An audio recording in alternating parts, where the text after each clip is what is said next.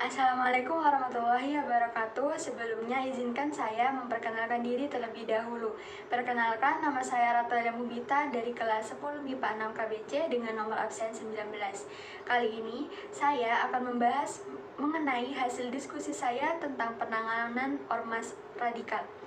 Selasa, 29 September 2020, Kedeputian 1 Bidang Koordinasi Politik Dalam Negeri atau biasa disebut dengan Poldagri, Kemenko Polhukam di Jakarta menyelenggarakan fokus group discussion yang bertema penanganan ormas radikal. Di sana, Mahfud menyampaikan bahwa ancaman-ancaman seperti radikalisme, menguatnya politik identitas, berkembangnya ujaran kebencian dan hoaks dapat mengancam keutuhan Negara Kesatuan Republik Indonesia atau NKRI, dikarenakan peristiwa tersebut dapat mengadu domba rakyat NKRI satu sama lain, terlebih antara suku dan ras.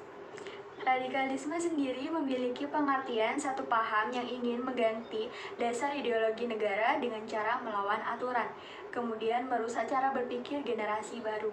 Penyebab radikalisme terjadi adalah yang pertama, dari faktor pemikiran, karena adanya pemikiran bahwa segala sesuatunya harus dikembalikan ke agama, walaupun dengan cara yang kaku dan menggunakan kekerasan.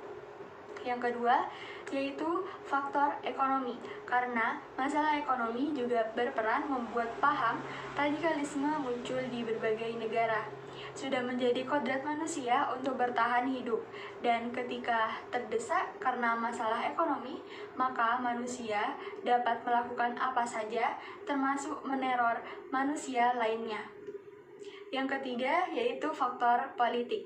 Adanya pemikiran sebagian masyarakat bahwa seorang pemimpin negara hanya berpihak pada pihak tertentu, yang mengakibatkan munculnya kelompok-kelompok masyarakat yang terlihat ingin menegakkan keadilan.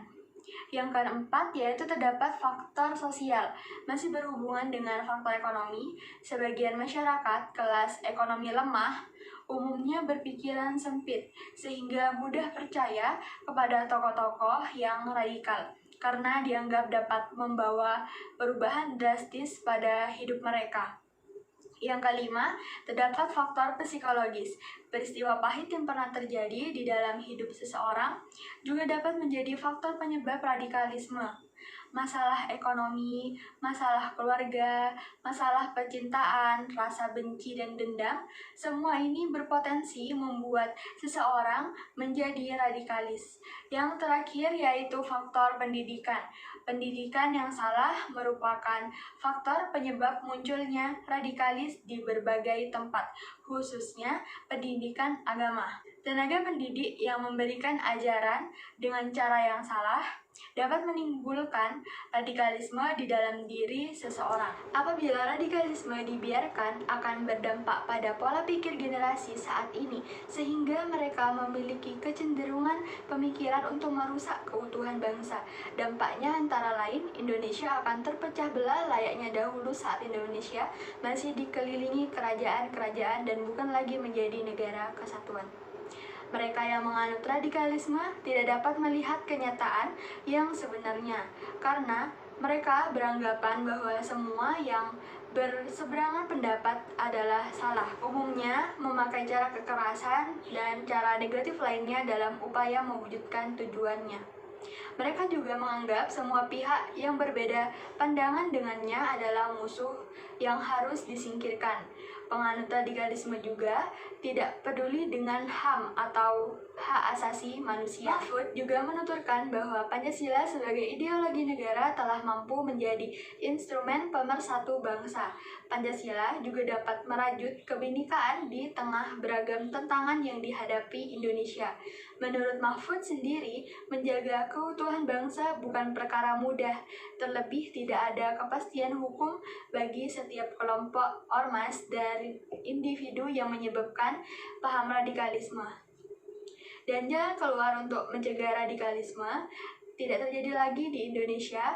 Diperlukannya beberapa cara seperti membekali diri dengan pengetahuan bahwa radikalisme bersifat negatif dan mengamalkan nilai-nilai Pancasila dalam keseharian.